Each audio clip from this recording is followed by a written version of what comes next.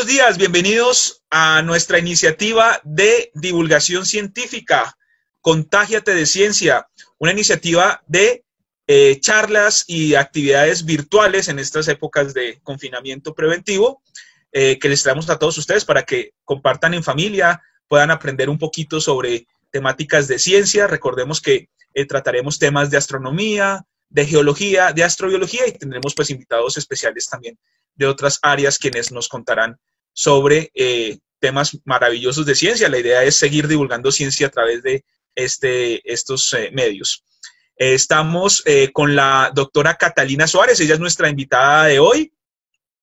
Catalina, ella es geóloga de la Universidad Nacional de Colombia, tiene un doctorado en Ciencias Naturales con orientación en Paleontología de la Universidad Nacional de La Plata en Argentina y actualmente se desempeña como paleontóloga trabajando en el Museo Geológico Nacional que le pertenece al Servicio Geológico Colombiano y valga la pena resaltar, pues es gratuito, así que ustedes si nunca han ido al museo pues deberían aprovechar, vayan, allá estará Catalina y otro equipo de expertos en geología atentos a resolver sus dudas, ¿vale? Entonces, pues bueno, les damos la bienvenida nuevamente a Contágiate de Ciencia, una iniciativa del Grupo de Ciencias Planetarias y Astrobiología de la Universidad Nacional para hacer divulgación científica virtual. Entonces, Catalina, ¿cómo estás? ¿Qué tal? ¿Cómo te ha ido? Hola David, buenos días. Bien, aquí acostumbrándonos al encierro un poquito y tratando de aprovechar el tiempo. Eso está muy bien. Y mira, de verdad te agradecemos muchísimo que nos acompañes el día de hoy.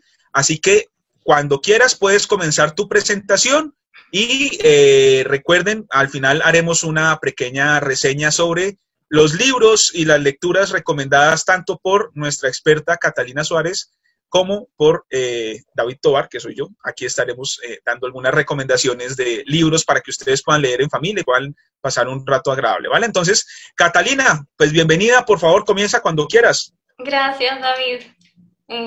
Vamos a compartir aquí. ¿Listo? Bueno, yo quería hoy hablarles sobre la paleontología en general. Yo sé que todos tenemos como una idea más o menos de qué es la paleontología, pero generalmente tenemos algunos como falsas ideas o nos sesgamos mucho a lo que son los dinosaurios. Cuando cada vez que me preguntan a mí, ¿qué haces? ¿A qué te dedicas? Yo soy paleontóloga. Ah, ¿estudias dinosaurios? No, pues no todos los paleontólogos estudiamos dinosaurios. La paleontología está mucho más allá de eso. Y esa idea más o menos nos la han vendido, más que todo Hollywood, con Jurassic Park. No es que esté mal Jurassic Park, simplemente es que todo, bueno, a pesar de que tiene algunos errorcitos, pero no todo lo que respecta a la paleontología son dinosaurios. También nos han vendido algunas ideas erróneas, por ejemplo, pues hay muchos errores en producciones hollywoodenses en las que aparecen como dos dinosaurios. Siempre tiene que haber un dinosaurio, entonces lo meten donde sea, así esté errado en la época y el lugar en el que se contextualiza la película. Pero entonces la paleontología va mucho más allá de eso. Y eso les voy a hablar, de qué se trata la paleontología, qué estudia la paleontología, cómo fue más o menos el desarrollo histórico de la paleontología y cómo es ahora. Entonces vamos a empezar con una pequeña definición de lo que es el fósil. El fósil, pues si nos vamos como a su etimología, pues vamos a tener aquí una definición que es básicamente como lo que se excava del suelo. Se ha hecho como una definición que se ha manejado mucho, que es una sustancia de origen orgánico que por causas naturales se encuentra en las rocas. Pero todas estas definiciones a mí me parece como un poco como complejas y a veces le faltan cositas, y yo tengo una definición muy, muy sencilla que me parece que incluye todo, que es la evidencia de vida en el pasado. Un fósil es simplemente cualquier tipo de evidencia de vida en el pasado. Disculpen que estoy con un poquito de tos, pero no es coronavirus. La paleontología es el estudio justamente de esos fósiles. Entonces, el estudio de los organismos que vivieron en el pasado. Esa es como la definición básica de la paleontología, pero la paleontología en realidad abarca un montón de temas que no es simplemente centrado en eso.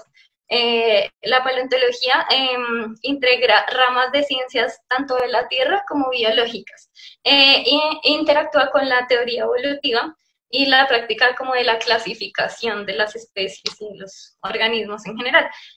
Permite hacer reconstrucciones, que ya más adelante les voy a hablar de eso, biogeográficas y ambientales, como de diferentes momentos del pasado y de diferentes ambientes. A pesar de estar tanto vinculada a la biología como a la geología, la paleontología tiene como muchas veces sus propios métodos y sus propios enfoques vinculados a problemas como de la historia de la vida en la Tierra. Aquí les quiero mostrar más o menos qué abarca la paleontología de la biología y de la geología. Entonces es como algo así como la intersección entre las dos ciencias. Estamos como muy ligadas y, por ejemplo, en cuanto a la vida académica, un paleontólogo puede ser tener una formación tanto de biólogo como de geólogo. En muchos países, en la mayoría de países no existe la carrera de paleontología, solo en muy poquitos.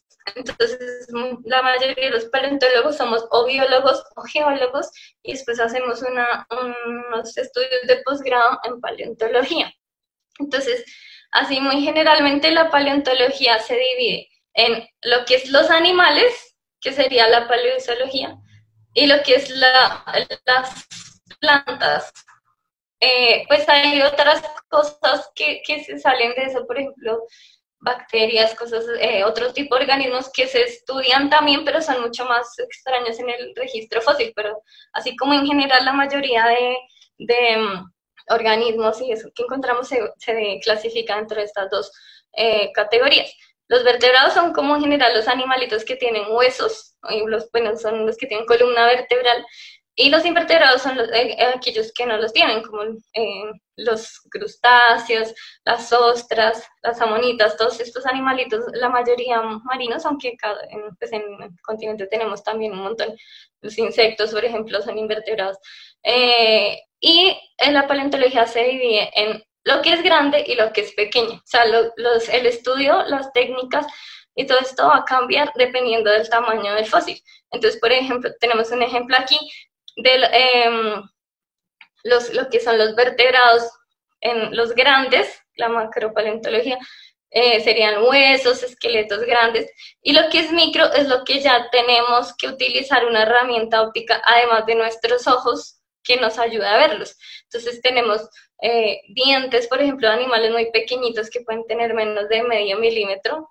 Tenemos microfósiles, por ejemplo, como los foraminíferos, el polen en la paleobotánica, que son supremamente chiquiticos y necesitamos herramientas para poderlos observar.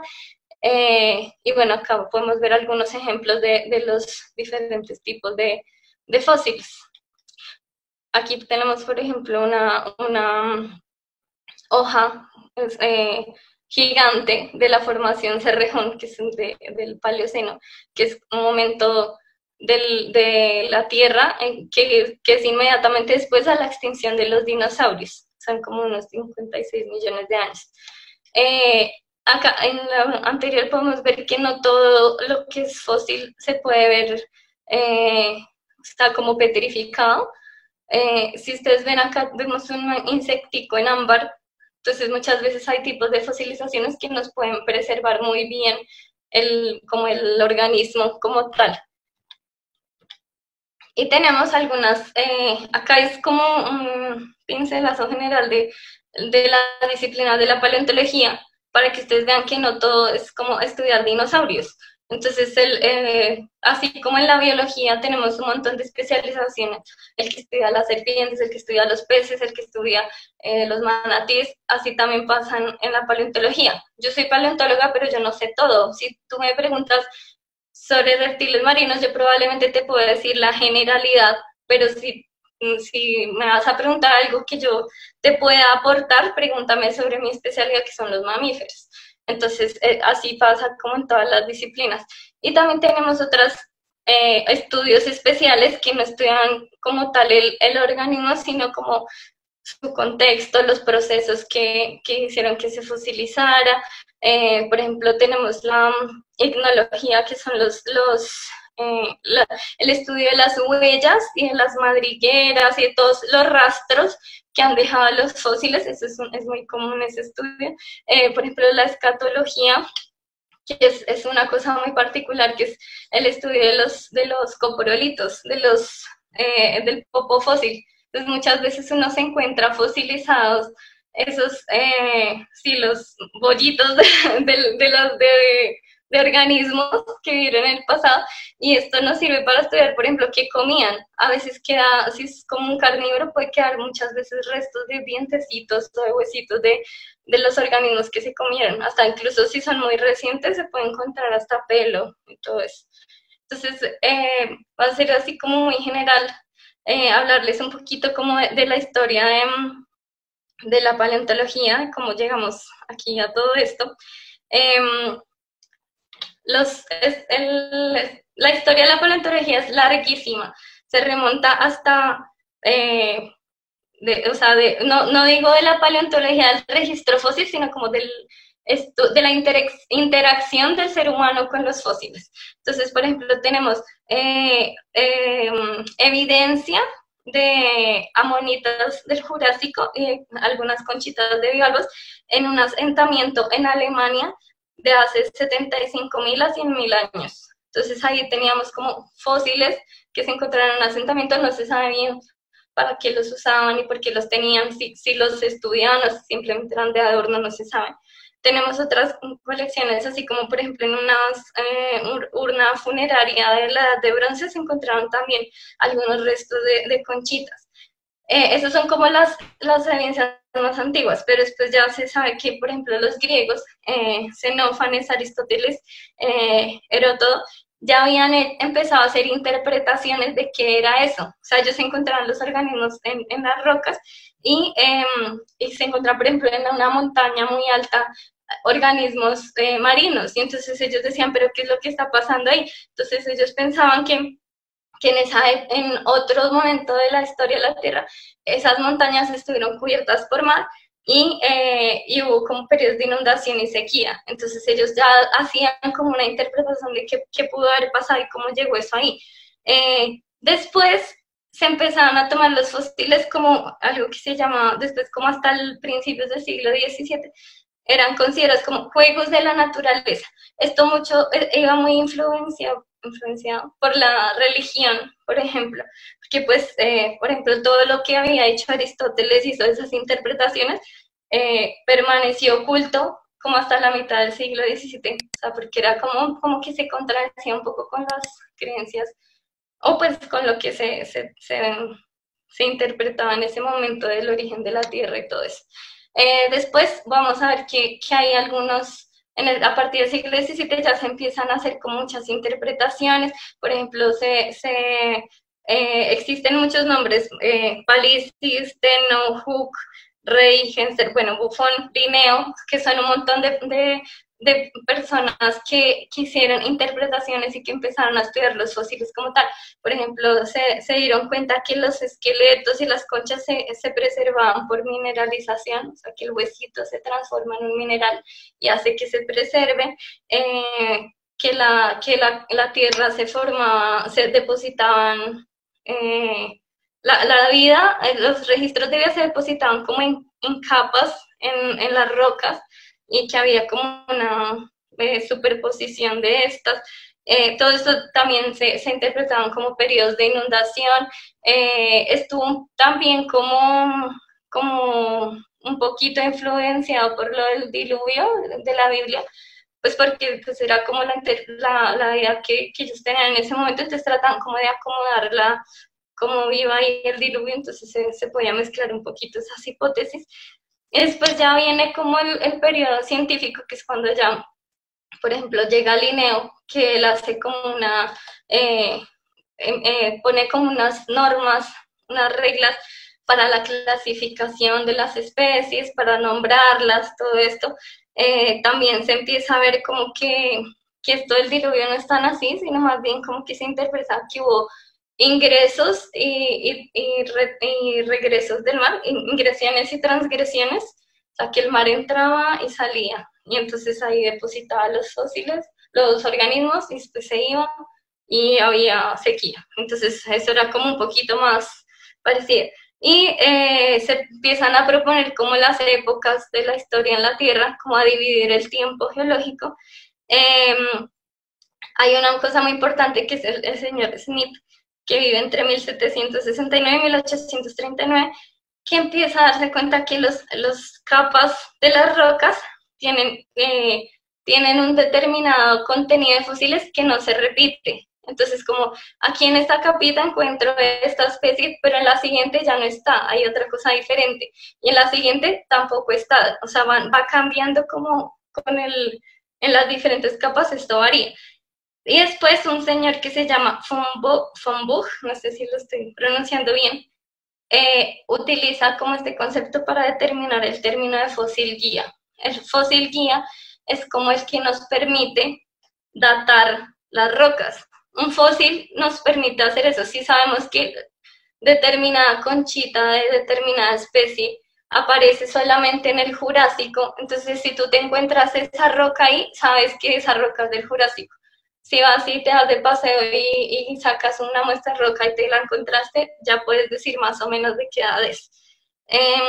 Y más adelante llega Cuvier, que es un señor que introduce un poco la anatomía comparativa, que era como comparar los huesos, sobre todo huesos porque él estudiaba más que todo vertebrados, para determinar, comparar las especies. Y después ya vienen como todas las interpretaciones de la evolución, de Lamarck, Darwin, todos ellos que hacen como inferencias de cómo iba evolucionando la vida.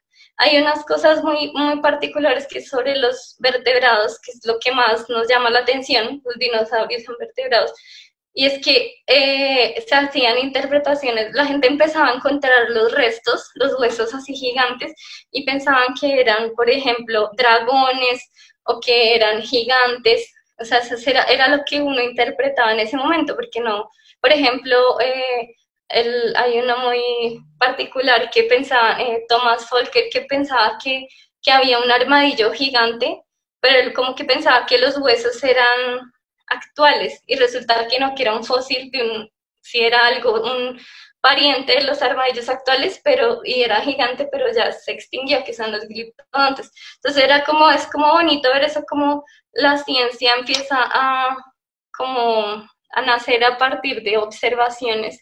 Y, por ejemplo, acá vemos un ejemplo de cuando se encontraban estos restos de mastodonte que pensaban que eran gigantes, porque si ustedes ven los molares son como un poquito parecidos a los de los humanos. Entonces, pues un diente así de tremendo tamaño, pues es un gigante. Y pues también como que concordaba con las leyendas y todo eso que se tenía en su momento. Entonces, bueno, ahora nosotros vemos ya, después de todas esas interpretaciones que se hacían, tenemos que la paleontología nos permite ver la vida en 4 dimensiones. ¿Y qué son las 4 dimensiones? La cuarta dimensión es el tiempo. Entonces, la vida no es solamente lo que está actualmente, sino que ha existido a lo largo de toda la historia de la Tierra. Si vemos aquí como comparado con un reloj, la vida existe, apareció más o menos desde la hora 8 del planeta, y el hombre aparece en la parte mucho más reciente, o sea, ya en el último segundo aparece, o sea, no somos nada, antes de nosotros existió un montón de cosas de vida, de eventos que ocurrieron en el pasado.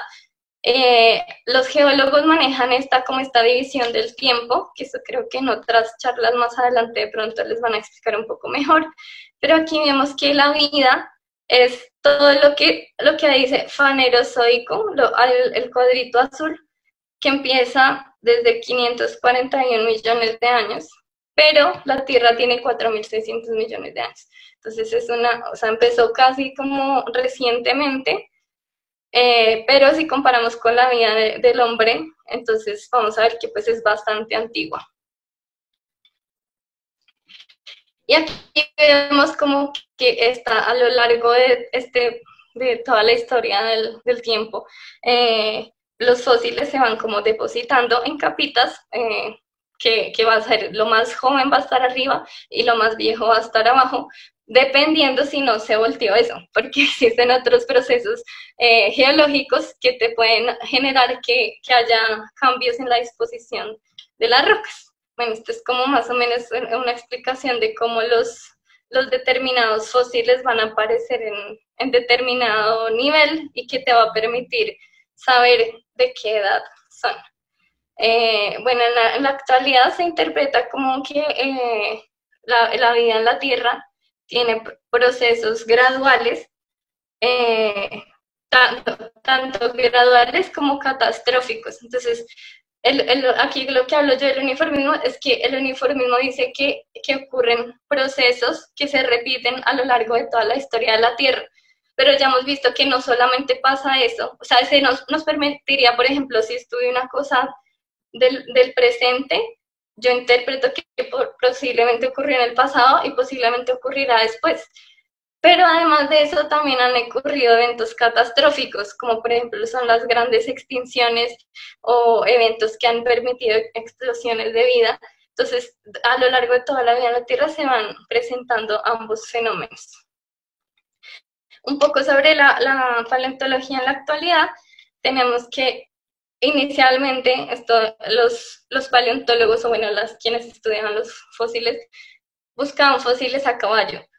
Por eso es que antes se conocían más los dinosaurios, los mastodontes, las cosas grandes, porque tú desde el caballo no puedes ver cosas pequeñas. Después el paleontólogo se bajó del caballo y empezó a buscar cosas a pie, y ya empezaron a aparecer cosas más pequeñas. Pero ahora los paleontólogos nos tiramos al piso y buscamos arrastrados por el piso, y ahí encontramos cositas como lo que son los dientecitos, cosas pequeñas. No todo lo alcanzamos a ver, pero sí muchos. Entonces, bueno, acá un poquito sobre el método de colección, cómo tenemos que hacer como cuadrículas para poder ubicar dónde está cada hueso y poder hacer unos mapas y poderlos interpretar. Los huesos que son más grandes y frágiles los envolvemos en chaquetas de yeso para poderlos transportar de forma segura. Acá un poco sobre cómo hacemos para encontrar los fósiles chiquititos. En una roca donde ya hayamos encontrado un fósil muy pequeño, ya sabemos que ahí están, entonces colectamos sedimento, o sea, nos lo llevamos para el laboratorio y allá le hacemos un proceso que es como un tamizado. Lavamos con unos tamices, lo secamos, lo volvemos a lavar, todo eso, y después en el microscopio vamos a seleccionarlos y vamos a separar los que son granitos de roca de lo que son dientes o fósiles, o lo que sea. ¿Qué se puede hacer? ¿Cuáles son las cosas que miramos en paleontología? Entonces estamos, la filogenia, por ejemplo, o sea, hay un montón de cosas más, pero como lo principal que podemos hacer, la filogenia es saber cómo están relacionadas los fósiles, las especies entre sí. ¿Quién es pariente de quién? ¿Qué es lo más derivado? O sea, como lo más evolucionado, entre comillas, porque no es como correcta la palabra, es derivado, que es como lo más primitivo o basal. Sí, ¿quién es? Así como cuando hacemos un árbol genealógico de nuestra familia, es la filogenia. Entonces ahora tenemos un montón de herramientas que nos permiten hacer los análisis mucho mejor. Por ejemplo, antes se hacían manualmente los análisis y si tú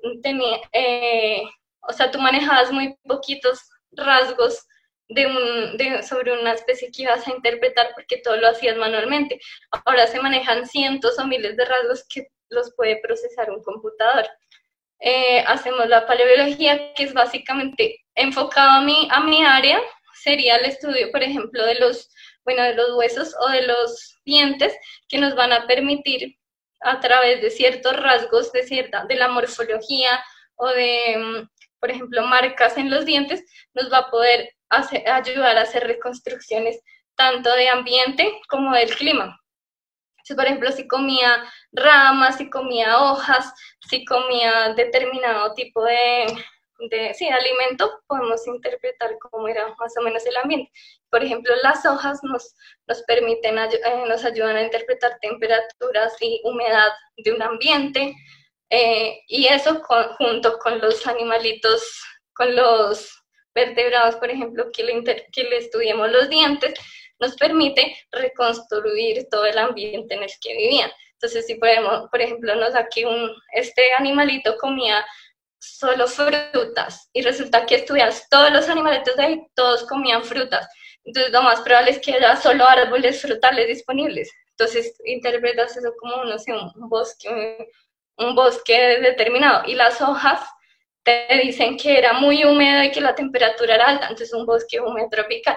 Todas estas cosas nos las enseñan los fósiles. Y a partir de ahí también podemos hacer reconstrucciones de cómo era nuestro planeta en ese momento y cómo, por ejemplo, una especie evolucionó y pasó a otro lugar del planeta y allí se transformó en otra especie y así como fue cambiando, cómo fueron surgiendo nuevas especies.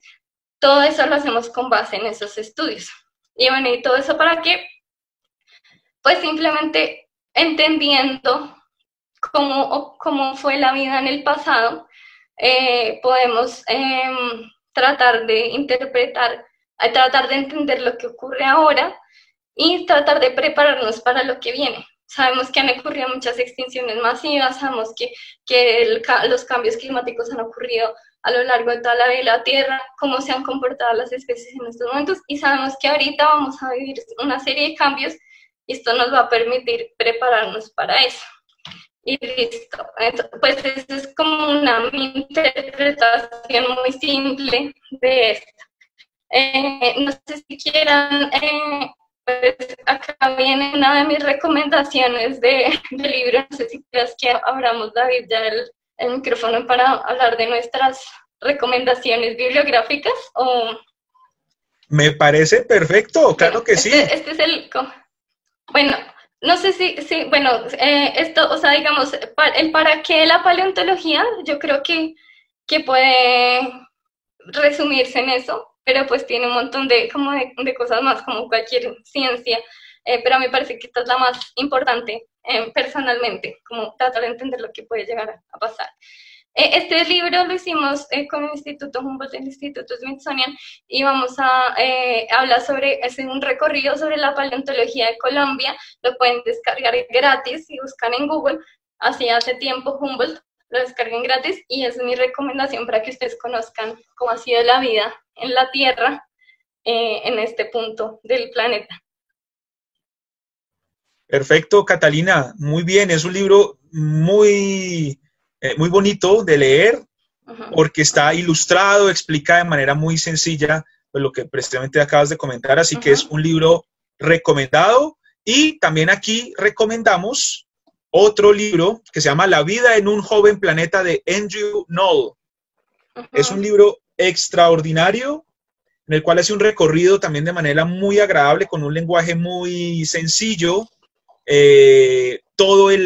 la aparición de la vida en la Tierra, cómo ha evolucionado a lo largo de los diferentes periodos geológicos, y realmente resume muy bien el trabajo arduo que realizan paleontólogos como Catalina, ¿no? Es una profesión pues bastante interesante y una rama de la geología que a muchos les llama la atención y que invitamos a que pues la puedan seguir. Si hay niños que nos están viendo, pues a que se animen, a que le consulten a expertos como Catalina, para que se animen por el estudio de la paleontología, retomar esos fósiles y reconstruir la historia de la Tierra en función de esos seres vivos que habitaron el planeta hace millones de años y que gracias a los fósiles pues podemos reconstruir.